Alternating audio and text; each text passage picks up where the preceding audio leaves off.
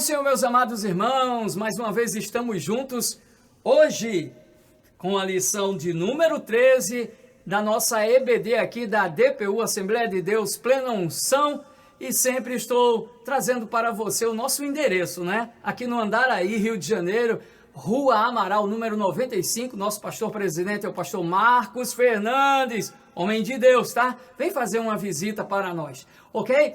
Vamos para a última lição do nosso trimestre. A última lição do nosso trimestre está espetacular, tá? E tem como título Assembleia de Jerusalém.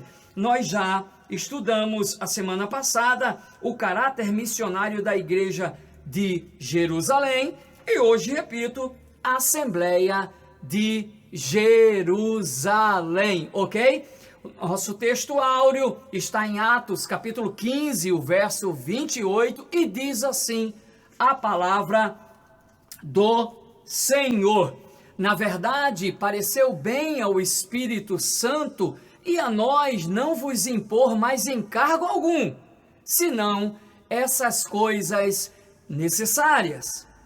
A verdade prática que nós temos para os amados irmãos é, em sua essência, a igreja é tanto um organismo quanto uma organização. Eu preciso que você redobre a sua atenção para essa realidade. Nós vamos repeti-la ao longo da nossa lição, ok? Então, em sua essência, a igreja é tanto um organismo quanto uma organização. E como tal, precisa seguir princípios e regras para funcionar plenamente. Quer que funcione plenamente? Tem que entender essas duas realidades. Os objetivos da nossa lição, em primeiro lugar, mostrar o contexto e os motivos que levaram à controvérsia sobre a salvação dos gentios. Em segundo lugar, relatar os argumentos apresentados pelos apóstolos, especialmente por Pedro e Tiago, sobre a inclusão dos gentios na igreja. E em terceiro e último lugar, nós devemos reconhecer a importância da direção do Espírito Santo na resolução dos conflitos e na preservação da unidade da igreja. Pegou aí? Aí eu te pergunto, are you ready?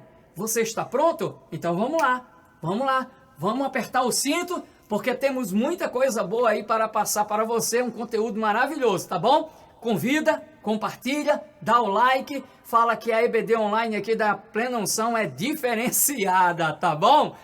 Chegamos à nossa última lição, como eu havia dito agora há pouco, do nosso trimestre, quando nós estudamos alguns dos momentos mais importantes da igreja primitiva em Jerusalém. Nosso desejo é que você seja edificado, tá? Através de todo esse material que nós estamos disponibilizando para você todas as semanas, tá? E esse material é feito com todo carinho, evidentemente, aqui nesse canal da ADPU. Pois é com esse objetivo, exatamente esse objetivo, que nós nos esforçamos trimestre a trimestre, dia a dia.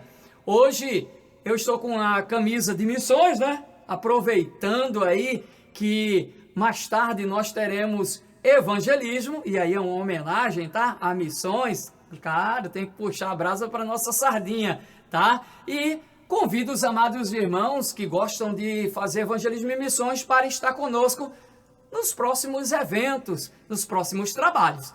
Mas vamos para a nossa introdução? Vamos lá? Pega aí aquele copinho de café. Se você não gosta de café, toma aquele chazinho. Só não pode ser de camomila, porque aí você vai dormir e não vai ver a nossa lição sendo ministrada. Mas pega aí um chazinho, um chá verde, tá? Vai tomando aí e vai se deliciando com a palavra de Deus. A nossa introdução, em primeiro lugar, devemos guardar essa realidade que eu vou apresentar no âmago do nosso ser, tá? Guarde isso para toda a sua vida. Cristianismo, amados irmãos, não é hedonismo. Cristianismo não é hedonismo. O fim primário e fundamental do hedonismo é o prazer absoluto. Já o fim primário e fundamental do cristianismo é sermos transformados à imagem e semelhança do Filho de Deus. Guarda isso na tábua do seu coração. Mas, pastor, o que é que isso tem a ver com a lição? Tudo a ver. Porque é evidente que os líderes da igreja primitiva estavam se sentindo com grande prazer, com enorme prazer em contemplar o avanço da missão de pregar as boas novas do reino no mundo gentílico da época, tá? Com absoluta certeza, vou repetir, com absoluta certeza, havia grande regozijo em saber que o martírio de Estevão, assim como de outros irmãos, né? Porque não foi apenas Estevão que foi martirizado, mas também outros irmãos vítimas da perseguição lá em Jerusalém. Você se lembra? Nas lições passadas nós falamos sobre isso. Muito regozijo em saber que não foi em vão esses martírios, esse sofrimento, mas todo o crescimento veio através dessas coisas que aconteceram, tá? E devemos ressaltar, tá? Com grande veemência, que todo o crescimento vem acompanhado de pressões, desafios e adaptações, tá certo? Então guarde isso, por favor. Eles estavam felizes e devemos ficar felizes pela igreja crescer. O crescimento exponencial da igreja, claro que trouxe regozijo, repito, mas houve um preço a se pagar, tá? E esse crescimento, repito, trouxe pressões, desafios e também adaptações. A verdade prática afirma que a igreja, lemos agora há pouco, é tanto organismo quanto organização. Agora, eu convido você agora para olharmos apenas pelo prisma da organização. Esqueçamos um pouco o prisma do organismo, corpo de Cristo, e eu te convido apenas para olharmos pelo prisma da organização, ok? Imaginem uma organização que começou com 12 pessoas, apenas 12 pessoas. No cenáculo já tinham 120 pessoas. Daqui a pouquinho, com a pregação do apóstolo Pedro, 3.000 pessoas. E, depois de algum tempo, esse número sobe para 5.000 pessoas. Segundo diz Atos capítulo 4, o verso 4. Isso é prazeroso de se ver. É ou não é? Claro que é. Todos nós sabemos que o quantitativo é que nos enche os olhos. Mas não se enganem. Não se enganem. Esse prazer teve que compartilhar o seu espaço com os problemas decorrentes. Estamos na nossa lição. É todo um contexto. Os problemas decorrentes desse mesmo crescimento. Pastor Radamés, então crescimento também traz alguns problemas? Evidentemente que sim. Note, uma família com 3 ou 4 membros não pode ser comparada a uma família com 15 ou 20 membros. Concorda comigo? Concorda comigo? Pois nem todos eles, evidentemente, manterão a mesma visão, manterão os mesmos valores, manterão o mesmo foco. E esse era o grande desafio dos líderes da igreja primitiva, intimamente relacionados a questões doutrinárias, ok? Por esse motivo houve o primeiro concílio em Jerusalém, por esse motivo, foi apelado a um concílio em Jerusalém, tá? Para definir os parâmetros. E esses parâmetros, evidentemente, baseados, tá? Na experiência de Paulo e Barnabé em Antioquia. Paulo e Barnabé trouxeram um relatório para Tiago e para os demais irmãos, que serviu de fundamento para que eles decidissem quanto às questões relacionadas ao evangelho no meio gentílico, tá? Mesmo que isso incomodou bastante, nós temos que dizer isso. Isso incomodou bastante e contrariou bastante alguns cristãos legalistas, alguns judaizantes que, de qualquer forma, insistiam em conservar as leis e também os ritos judaicos, ok? Isso dentro de um contexto de cristianismo. Vou clarificar para que você entenda melhor. Eram pessoas que tinham aceitado a Cristo, se convertido, mas não queriam deixar as práticas do judaísmo. Então, aí a orientação que foi dada veio como fator primordial para que o mesmo não fosse visto, e quando eu falo o mesmo, eu estou falando do cristianismo, como mais uma seita nascida do ventre do velho sistema religioso. O que é que a igreja de hoje, a pergunta que não quer calar é essa, o que a igreja de hoje aprende com isso? Nós aprendemos que cada cristão deve se posicionar de maneira firme, sempre que perceber algum tipo de adulteração doutrinária travestida de exigência de Deus, porque aqueles judaizantes, cristãos judaizantes, insistiam em dizer que estava na lei de Deus. Você conhece alguém que dá como desculpa, não, mas está na lei de Deus, está na lei de Deus, e a gente tem que cumprir e tal. E isso começa a minar a saúde da comunidade cristã. Eu conheço muitos que têm práticas que pertencem apenas ao judaísmo, que guardam festas, por exemplo. Você sabe que existem cristãos que guardam festas que pertencem apenas ao judaísmo, não ao cristianismo.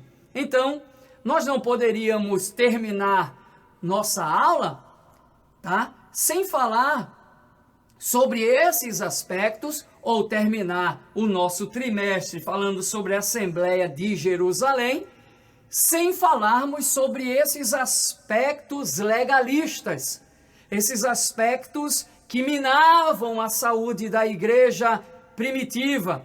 E, com muita seriedade, os apóstolos decidiram na Assembleia de Jerusalém que não seria dessa forma, que embora guardando alguns parâmetros morais, vou repetir, guardando alguns parâmetros morais, não rituais do judaísmo, os cristãos gentios deveriam seguir adiante no afinco de ter liberdade em Cristo. Que palavra tremenda, não é? Eu gosto desta palavra, liberdade. Eu me sinto bem em falar da liberdade em Cristo. Agora, o que seria, pastor Radamés? Liberdade em Cristo. Liberdade em Cristo, amados irmãos, é um conceito que muitas vezes é mal entendido. Você sabia disso? Alguns pensam que é uma licença para pecar. Não, liberdade em Cristo não é licença para pecar. Outros que é uma desculpa para abandonar todos os padrões. Não, agora nós somos livres em Cristo. Faz o que tu queres porque é tudo da lei. Não, meu irmão, tenha calma, viu? Keep calm, calm down. Não é assim. Liberdade em Cristo não é libertinagem. Libertinagem já é uma anomalia, tá? Existem pessoas que confundem. Não é nada disso. A liberdade que Jesus nos conquistou na cruz, que Jesus conquistou para nós na cruz, antes de tudo, é sermos livres daquilo que nos aprisionava, o pecado que nos aprisionava, e servirmos a Deus e aos outros com amor. Isso é liberdade, sem as amarras da religiosidade que nós vemos tanto por aí. E Paulo começa o capítulo 5 de Gálatas com um grito de alerta, dizendo: estais, pois, firmes na liberdade com que Cristo nos libertou, e não torneis a meter-vos debaixo do jugo da servidão. Percebe aí a urgência? Você percebe a urgência? É um chamado para não voltar atrás, amados irmãos. Imagine um prisioneiro que foi solto e decide voltar para a cela. Não é estranho isso? Soa até absurdo uma coisa dessas, tá? Absurdo demais. Então, espiritualmente, é isso que fazemos quando trocamos a graça pelo legalismo. Quando trocamos aquilo que Deus nos entregou pelo legalismo. Legalismo tem a ver com lei de Moisés, lei do judaísmo, ritos e todas essas coisas que trazem uma nocividade, não é, para a igreja do Senhor e adoece a igreja do Senhor. Antes de me despedir, o trimestre acabou, eu quero fazer algo aqui com você. Não é de praxe, mas hoje nós vamos terminar de maneira diferente. Eu estou pegando aqui meu telefone porque eu quero fazer uma homenagem, tá? Uma homenagem singela, evidentemente. Você que sempre nos vê aqui na frente das câmeras, você talvez não conheça os responsáveis por produzir todo esse material magnífico, tá? De primeira qualidade aqui, e você também não conhece os nossos estúdios, não é? Aqui da DPU, Assembleia de Deus Plena Unção. Hoje você vai conhecer, tá bom? Eu vou me apresentar aqui e o nosso diretor de conteúdo vai cortar para mim agora. A paz do Senhor, meus amados irmãos. Agora eu vou apresentar os responsáveis pelo nosso conteúdo, né? O conteúdo da EBD Online, tá? Hoje vocês vão conhecer um pouco do nosso estúdio e também aqueles que fazem acontecer, sempre de maneira muito profissional, sempre de maneira excelente, para que você venha a glorificar a Deus, ok? Eu sou o pastor Radamés Gonzaga e agora eu quero apresentar o nosso querido irmão Orbino. Eu vou mudar aqui a posição da câmera, um minutinho só. Fala, irmão Orbino.